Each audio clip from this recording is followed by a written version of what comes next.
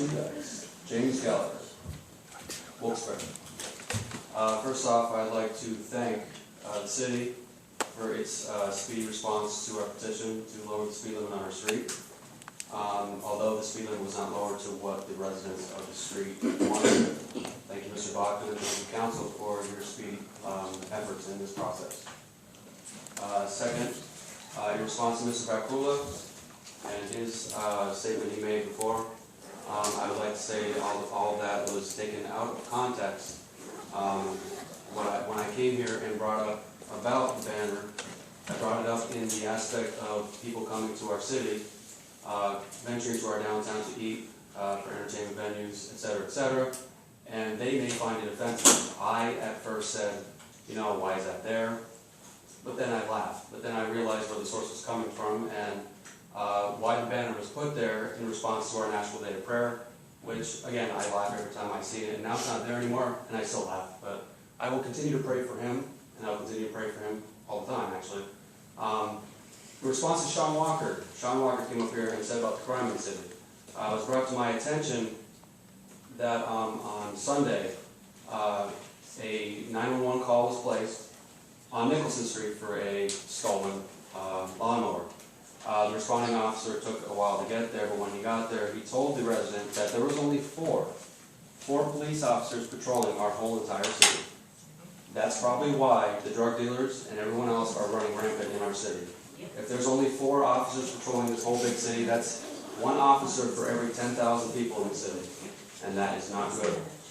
I think we need to be more proactive, like Mr. Walker said, and even before I came here, a 911 call was placed for a suspicious car in front of my mother's house, and that was about 3 hours ago maybe, and no officer even showed up, and they were dealing with that. They were drug dealing right in front of my mom's house.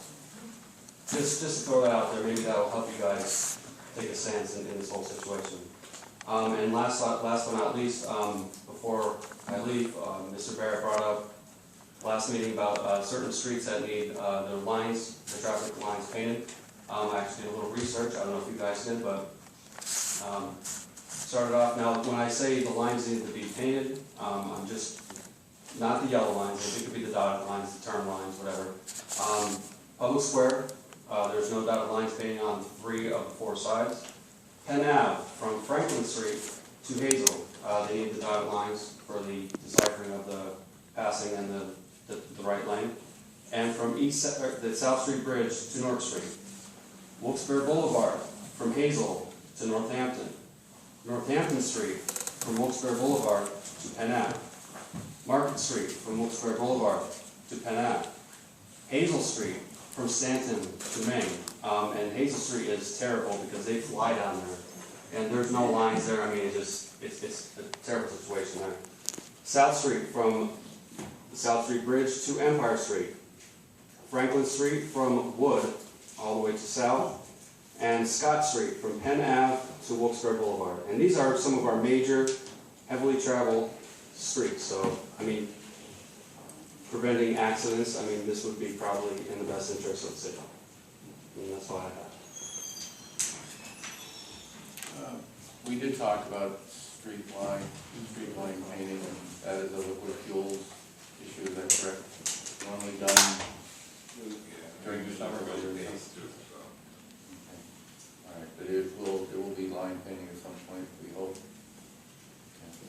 May I say one last thing, Mr. Barrett? In response to the 4 officers that we had apparently on Sunday, I looked at our budget, page 16 of our budget, and it denotes that we spend $650,000 for street cleaning. And I don't know if you guys are aware of the street cleaning in the city. It's not really that great, so maybe if we take a little bit of money off that and hire more police officers for these streets to combat crime, that may be in the best interest.